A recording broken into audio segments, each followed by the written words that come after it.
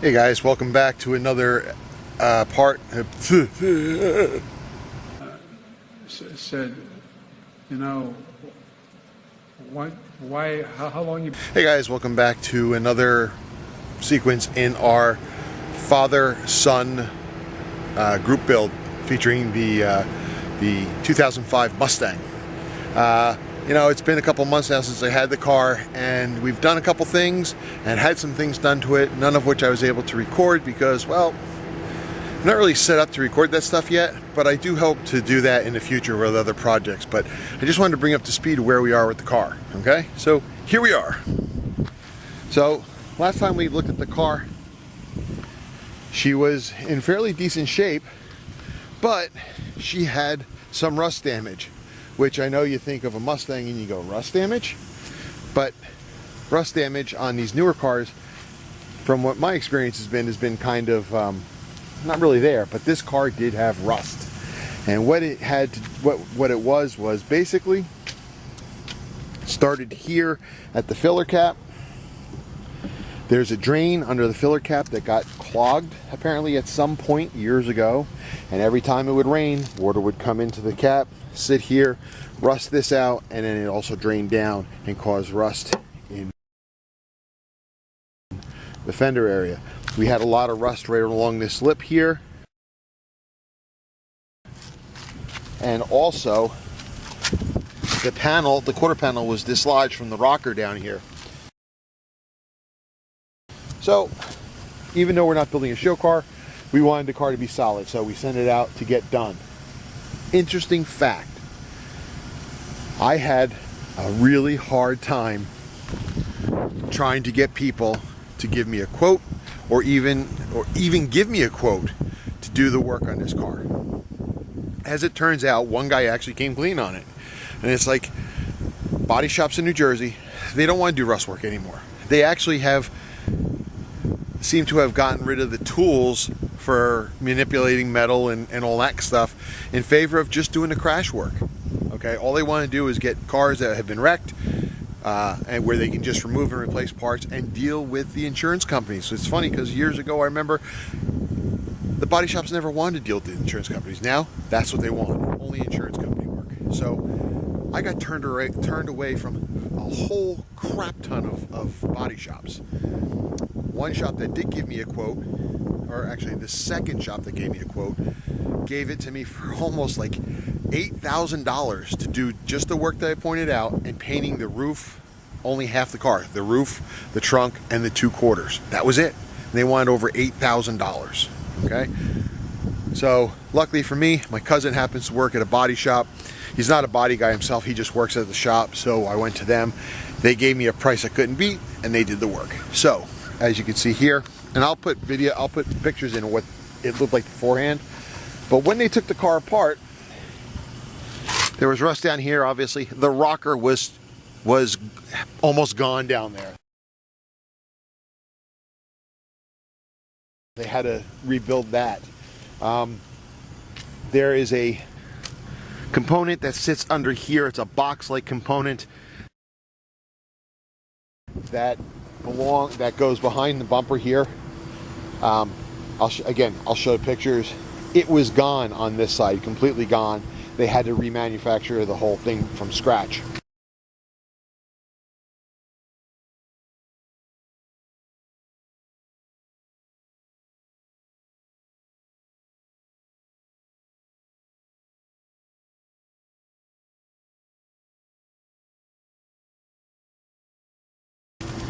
They did all the work here on the wheel lip.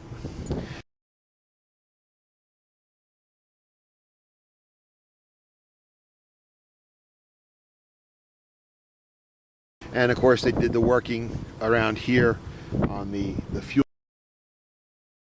door, fixed all that up, cleared the drain and everything, and put on this nice new door that I had got for it, which I think looks pretty skippy. Another thing that before I go too far, what we found out was that at one point this car had this quarter panel replaced. This is not the original quarter panel. I spoke to the original owner that I bought it from, and he said he was unaware of it, but then he bought the car with about 50 or 60,000 miles on it. So the first half of its life, the first owner, it was hit. The body shop said they did a good job repairing it, putting on a new quarter because they were available at the time. Now these quarters are not available, and they go for, when you can find them, they're like $1,500 plus. But he said that they did a good job. The installing of the fender was well done. The only thing they forgot to do is they forgot to shoot the underside of it with a rust prohibitive, which was part of the cause of some of my rust problems. Let's see, around back here on this side there was a ripple in the fender here. What I attribute it to, I don't know for a fact, but what it looked like to me is like somebody had a floor jack in the trunk. They took a turn, it rolled, and it crumpled the quarter there. So they fixed that also, which was really cool. That was really the extent of the, oh, also the roof. The roof looks pretty skippy now, but when I got it, it was all pock marked with either what I thought was hail damage, but the guy at the body shop said that it was more likely probably the car sat under a tree, sap fell on it, and ate through the clear coat and the paint. So they had to do that. So in the end, what we ended up doing is just stripping the roof, the trunk, and painting those two, and the two rear quarters. Okay, and the deck lid. We left the bumper alone because the bumper is going to be replaced at some point in time. The rest of the car, that moving forward from the doors on, are all in really good shape. Yes, it's got some nicks. You can see the tips and chips and everything in here. But to be honest with you, I'm not really worried about that because it is a daily driver.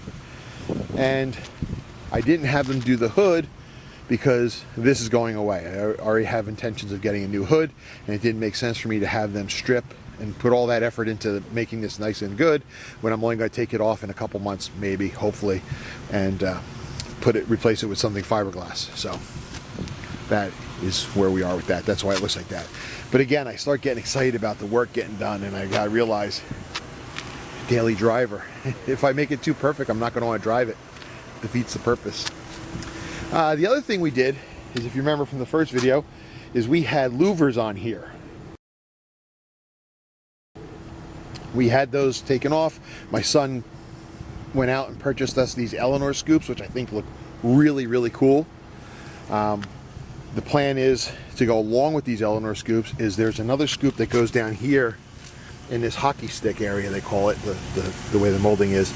It's another scoop here, so you'll have a scoop here, and it'll really bring the car to look like the old 68 Shelbys. So I really like that.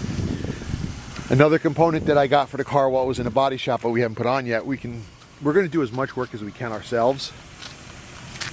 But there's just some things like rust removal I can't do. But I went and I got a new grill for this. Okay, this is the original grill with an a billet applique over top of it, which hides the original grill. And if you look in there, you can still see the original horses in there, all rusting away. So we're going to get rid of that, take out this whole grill, and I bought another grill that's going to take these fog lights and put them in closer. Again, reminiscent of the 68 Shelbys. I think it's going to look really cool. So we'll do that in the spring. The other thing that's going to get done is these headlights.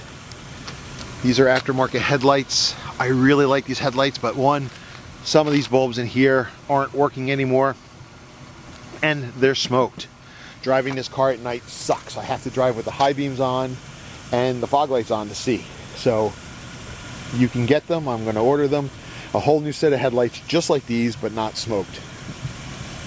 I'm sure a lot of people will be like, I'm out of my mind, but to be honest with you, I'm putting a lot of effort in this car, okay? I want to be able to see when I drive, and I want people to see me. So we are unsmoking everything, like the headlights, the turn signal lights, the side marker lights over here, they're going to be unsmoked. And I told my son, no matter what we do with the tail lights, if we get different ones or not, we are not smoking them. We're going to make sure people can see us when we stop. I'm not having something rammed up the ass of this car. So that is our current situation right now. We did do a couple tasks on our own so far. Let me take you into the car and show you what that was.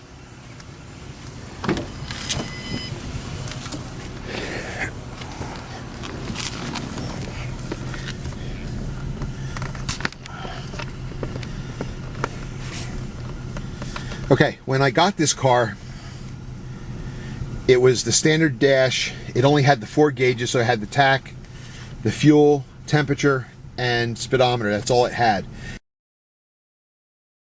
And none of them worked. None of them were working. So I did some research on it, and I found out there's what's called steppers gauges that are in the back that control these things. So I bought them in, plans to fix it. I read up on all the how-tos and everything. I was going to do that, and it would have been cool. But then I realized I don't like the 4 gauges. I like the 6 gauge cluster. So I did some research, found a cluster, ordered it, put this applique in here, this white-faced applique in here, so the gauges are a little bit more visible.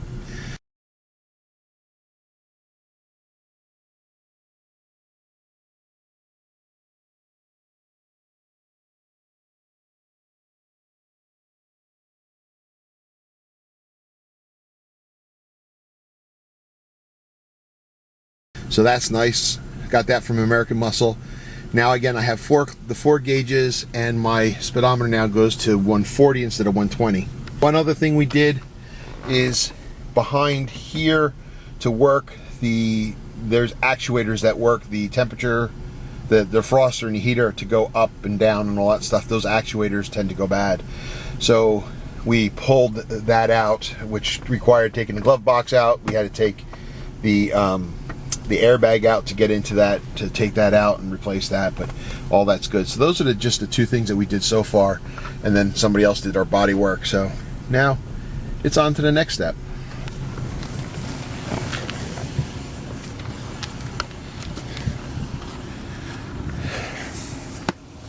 So I know that wasn't very fun in the way of showing guys how to do things. I apologize.